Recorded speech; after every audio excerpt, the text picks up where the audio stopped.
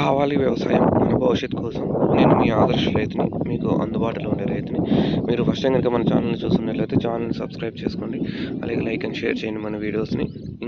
ఈరోజైతే మనం టమాటాలు నాటి 20 డేస్ అవుతుంది. 20 డేస్ టమాటాలు ఏ విధంగా ఉన్నాయో ఇక్కడ చూసుకోవచ్చు మీరు. ఇంకా ఈ టమాటాకి మనం 20 డేస్ ఏమేమి చేసాము అనేది ఈ వీడియో ద్వారా అయితే తెలియజేస్తాను. ఈ 20 డేస్లో మనం టమాటాకి దుక్కి మీకు అందరికీ తెలిసిందే. దుక్కి ఎలా చేసుకోవాలి ఏమి అనేది. తర్వాత దుక్కి బాగా మొగ్గబెట్టిన తర్వాత అయితే మనం బెడ్ తోలుకోవాల్సి వస్తుంది. తర్వాత మనం ఖర్చు అనేది కూడా ఎక్కువ వస్తుంది టమాటాలో.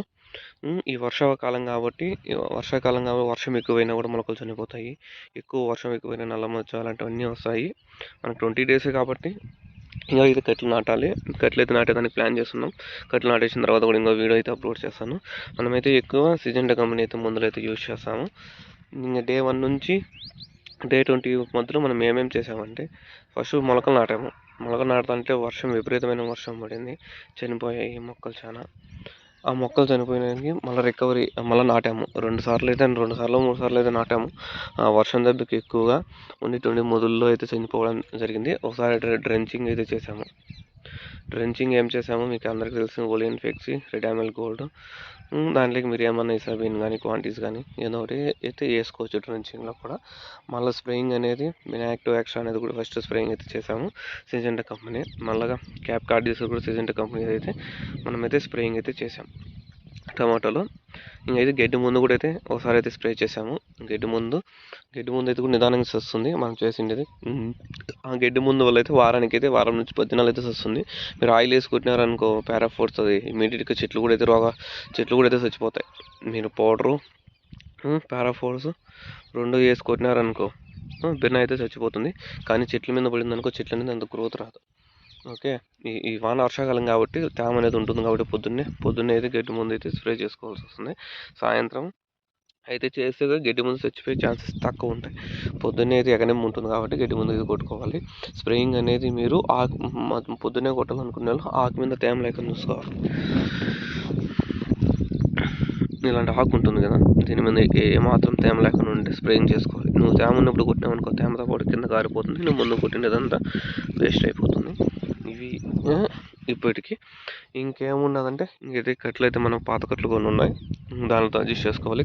టమాటా కట్లు అనేవి కూడా విపరీతమైన రేట్ అయితే పెరిగిపోయింది.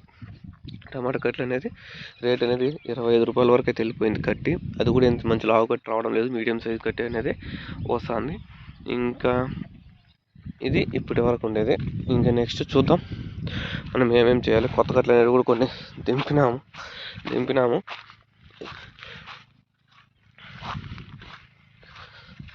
అవి కూడా చూడాలి.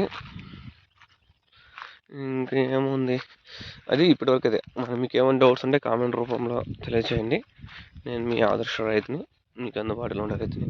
Thank you all farmers. కొత్త కట్లు అయితే ఉన్నాయి, దానిలో కూడా అయితే వేస్తాం. చాలు కదా, పాత కట్లు అయితే చాలు. కొన్ని అవన్నీ నుచ్చి పట్టిపోయి కొన్ని ఇరిగిపోతాయి. వానాకాలం కాబట్టి మీరు మంచిగా ఉండే కట్లు వేసుకోవాలి.